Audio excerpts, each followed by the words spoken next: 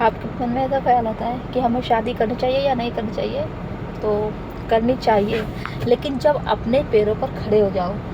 जब तक आप अपने पैरों पर खड़े नहीं हो ना, शादी मत करना गलती से भी, क्योंकि शादी के बाद भी अगर तुम सेल्फ डिपेंड हो ना तो ही जी पाओगी, वरना मतलब आपको बहुत सारी परेशानियों का सामना करना पड़ेगा। दोस्तों, मैं भी मैरिड हूँ और मैं सेल्फ डिपेंड हूँ, इस कारण मैं ससुराल में अच्छे से रह पा रही हूँ, मेरी कोई दिक्कत नहीं है, वरना लड़कियों की बुरी हालत हो जाती है।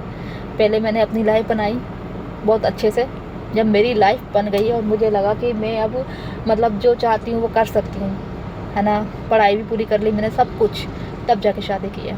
ऐसे ही आप लोग भी, अगर आप ऐसा सोच रहे हैं ना कि हम शादी करें या ना करें, तो जब तक अपने पैरों पे खड़ी ना हो ना, लड़की हो चाहे लड़का हो, तब तक आप लोग शादी मत करना, क्योंकि शादी के बाद बहुत परेशानियों का सामना करना पड़ता है। जिनकी शादी हो गई वो अक्सर लोगों को बताते ही नहीं हैं कि वो कितना दुख सह रहे हैं, है ना। मैं आपको बताना चाहती हूँ कि आप लोग ये बिल्कुल मत सोचना, इस ख्याल में मत रहना कि बस शादी हो जाएगी और हमारी लाइफ सेटल हो जाएगी। कुछ सेटल नहीं होती, और बल्कि जो तुम्हारी थोड़ी बहुत है भी ना, वो भी बर्बाद हो जाती है। लड़कों की कैसे होती है, अगर लड़के नहीं कमाते तो उनके घर वाले जब उन्हें खिलाते हैं ना, तो यही बोलते हैं कि भाई हम तुझे भी खिलाएं और तेरी वाइफ को भी खिलाएं, वो सुनते ही रहते हैं। और अगर वाइफ के खर्चे पूरे नहीं करते तो वाइफ भी थोड़ा बहुत तो किसी की भी भाई मतलब किसी की भी बोलेगी, है ना। तो लड़कों की ये परेशानी होती है, और लड़कियों की तो तुम्हें पता है बहुत ज़्यादा होती है, क्योंकि किसी के घर की 2 रोटी खाने के लिए लड़कियों को ना बिल्कुल मतलब क्या क्या ही समझा जाता है। ये आपको कैसे बताऊँ मैं, जिनकी मतलब मेरी बहुत सारी फ्रेंड्स हैं जो कि मतलब कहते हैं कि पैरों पर नहीं खड़ी हैं, सेल्फ डिपेंडेंट नहीं है, तो वो बेचारी बहुत सुनती हैं, बताती हैं मुझे।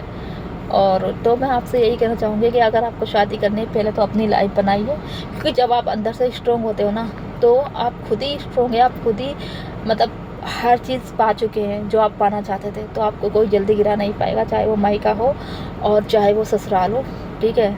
तो मैं तो यही कहूँगी कि शादी करने से पहले बस आप इसी बात को याद रखना कि आपको क्या पहले अपनी लाइफ बनानी है, फिर बाद में दूसरों की। वरना अगर आप अपनी लाइफ ही नहीं बना पाते और दूसरों पर डिपेंड हो जाते हो, तो ये समझ लेना कि आपकी ज़िंदगी बिल्कुल बेकार हो जाती है, क्योंकि जब तुम खुद के लिए कुछ नहीं कर सकते, फिर वो दूसरा कोई आपके लिए कैसे करेगा, बताइए।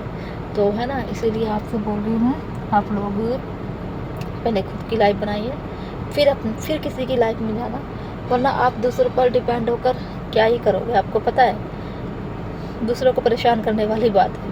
बहुत कम लोग होते हैं जो बिना किसी लालच में अब किसी को प्यार करते हैं, वरना आजकल के समाज में आपको पता है कितना कितना बुरा हो रहा है ना।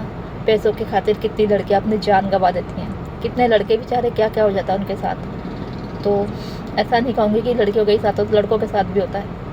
और शादी जब भी करें, उससे करें जो तुमको पसंद करता हो, वैसे पसंद नहीं, मतलब मिल लें एक बार, अच्छे से बात कर लें। ऐसा नहीं है कि वो किसी और के साथ, और पूछ लो कि भाई तू तेरी लाइफ में कोई है तो बता दो, कहीं बाद में हमें परेशान करो। तो पहले उसके बारे में अच्छे से जान लीजिए, तभी शादी करना, वरना आपकी ज़िंदगी अच्छे से नरक बन जाएगी। 2 मिनट लगता है नरक बनने में ज़िंदगी का।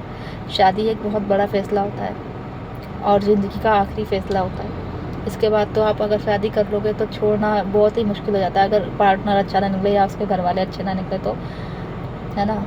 और छोड़ दोगे तो आपको पता है फिर ये समाज किस तरीके की हरकतें करता है, क्या क्या करता है, क्या क्या कहता है, क्या क्या सुनना पड़ता है। तो इसीलिए अहम फ़ैसला है ये, तो आप बहुत ही सोच समझ के लेना। और आई होप कि आपको मेरी बातें समझ में आई होंगी, और मेरा समझाने का तरीका भी, मेरे मतलब हस्बैंड है अभी वो बाहर निकले हुए हैं, तो मैं इतनी देर में मैंने कहा आप लोगों के लिए कुछ चीज़ें शेयर कर दूं। वो अभी बाहर गए हैं मेरे लिए जूस लेने तो मैं इसलिए जब तक आपके साथ कर रही हूँ, और अब वो आ चुके हैं।